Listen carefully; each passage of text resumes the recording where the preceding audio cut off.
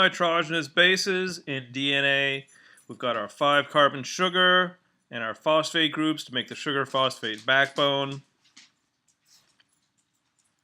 But resolving how these things were arranged was the work of Watson and Crick in association with Maurice Wilkins and Rosalind Franklin.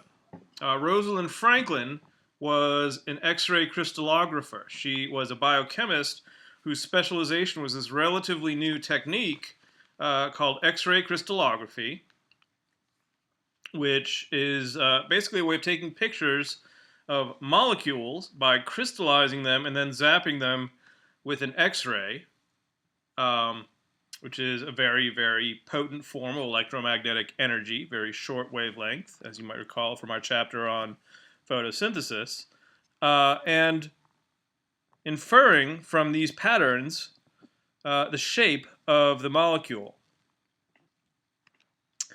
So she took this picture, which showed that it was, in fact, some type of helix, and using these data, Watson and Crick were able to come up with a model that seemed to explain why they observed this helical pattern.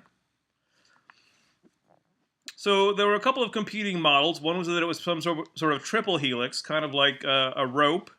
That was put forth by the biochemist Linus Pauling, who was one of the top biochemists at the time. But Watson and Crick's double helix model seemed to make the most sense.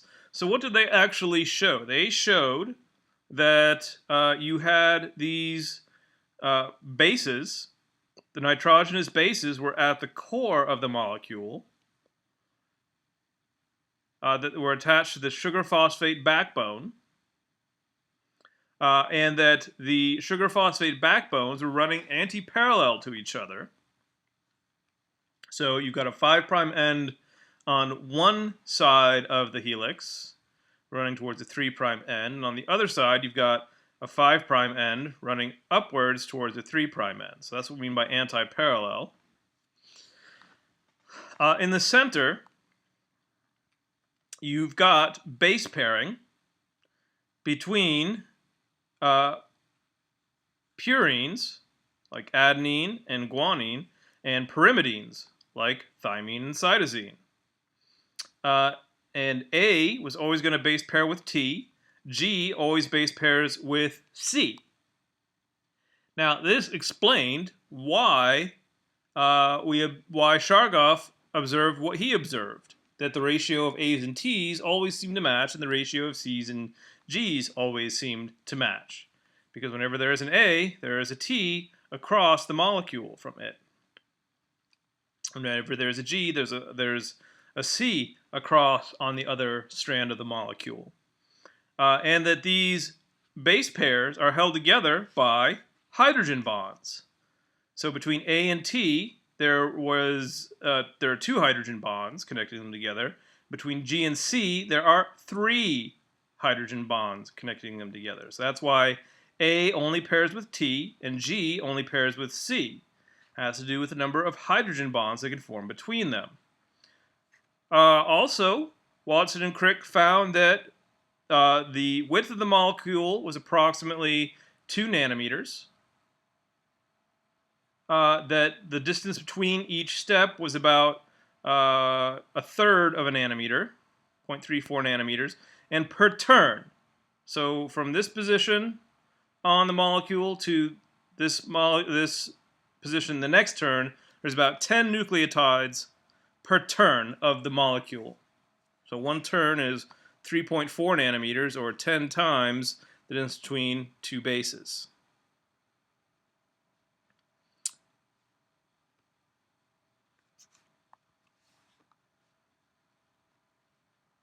So they built this double helix to conform to the X-ray diffraction pattern that they observed.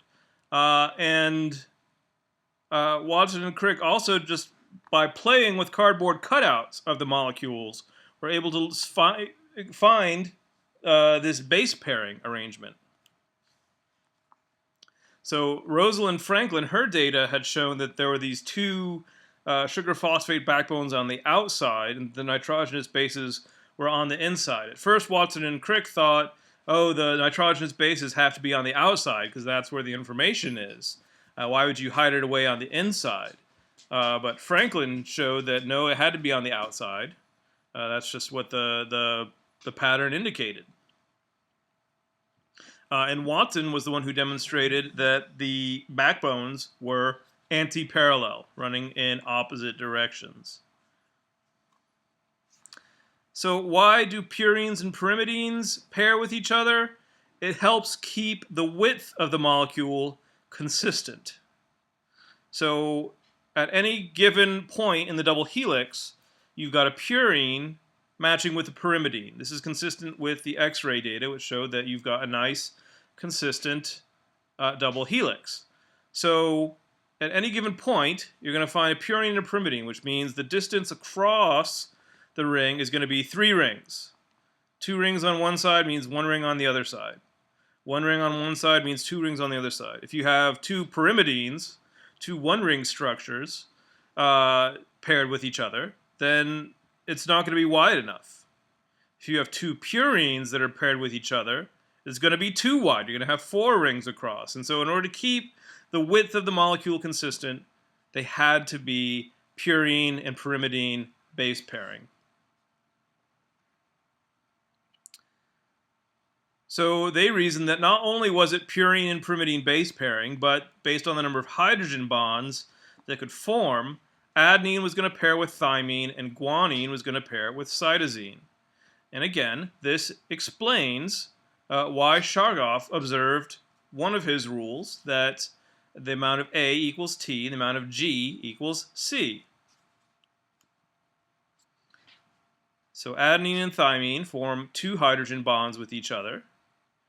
This oxygen is attracted, which is electronegative, is going to be attracted to the nitrogen on adenine, and this nitrogen is going to be attracted to this hydrogen on thymine.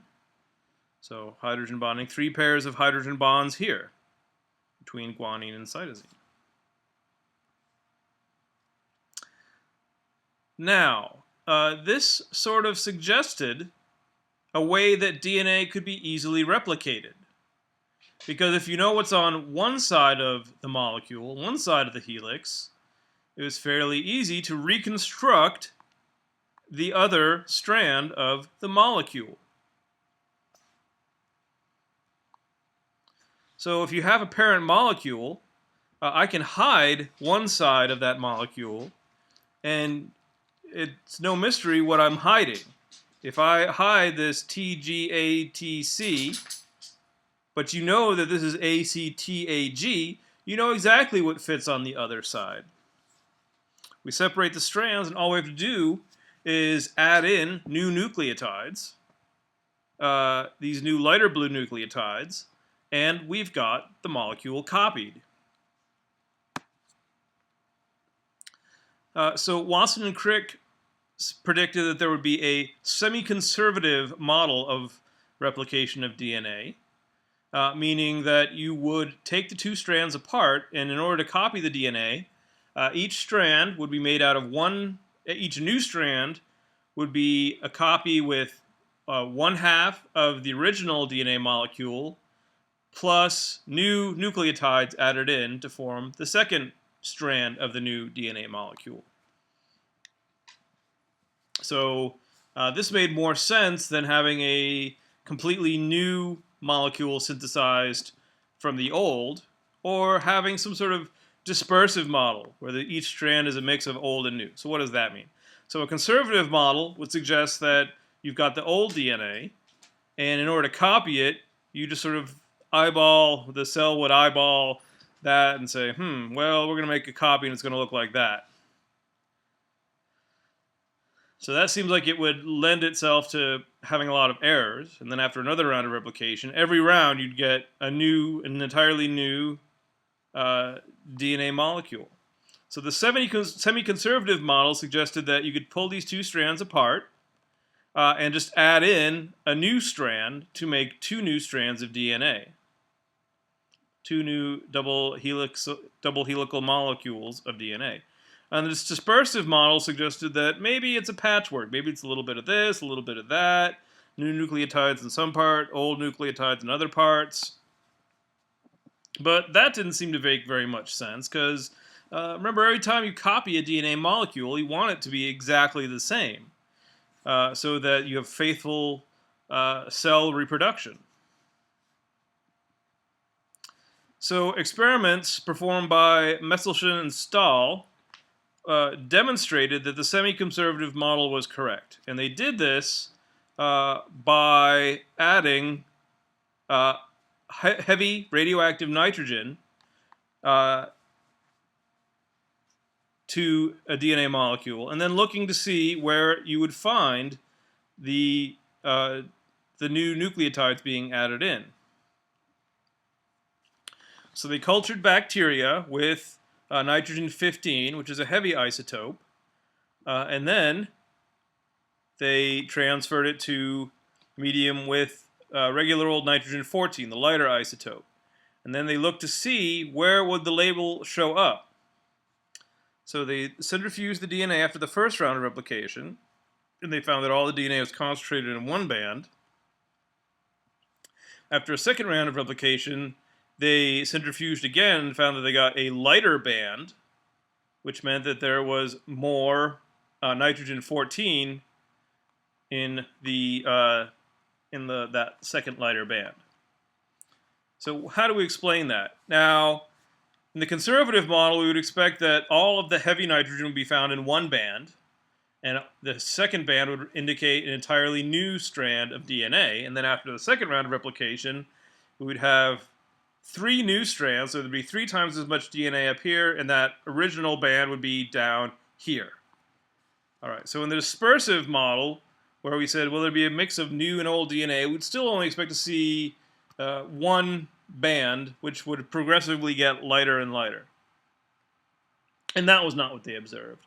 What they observed is that after one round of replication, they got one band, suggesting that all the DNA was equal proportions, old and new nucleotides.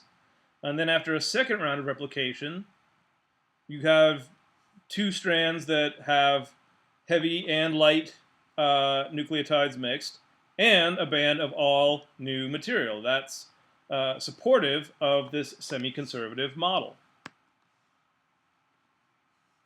Now, DNA replication has to be done very quickly. For a cell to replicate itself, for a human cell, which has about 6 billion nucleotides, you've got to copy every single nucleotide. And that's going to take some time.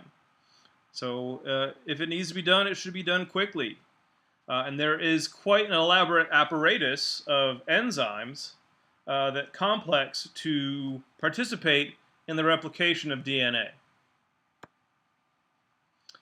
So in order to make sure that the DNA is faithfully replicated, you have to start at a particular starting point.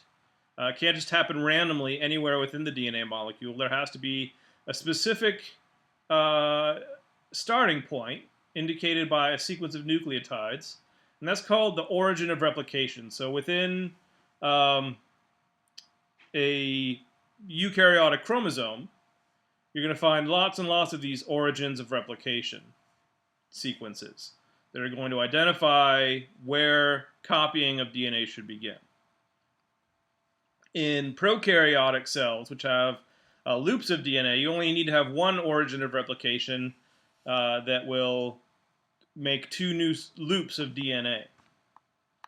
So the replication is going to proceed in both directions from the origin until the entire molecule is copied. So here again, in a prokaryotic cell like E. coli, we have an origin of replication, and our 2 strands of DNA. And replication is going to occur in both directions, kind of like peeling a bicycle inner tube into 2 pieces. And you're going to end up with 2 daughter molecules, each with 1 old strand of DNA and 1 new strand of DNA in the double helix. In eukaryotic cells, there's going to be several origins of replication. They're going to be sequences recognized by the replication machinery, that complex of enzymes that are going to add new nucleotides. And it's going to form a bubble where the DNA is double-stranded. And these bubbles are eventually going to run into each other and form two completely new DNA daughter cells.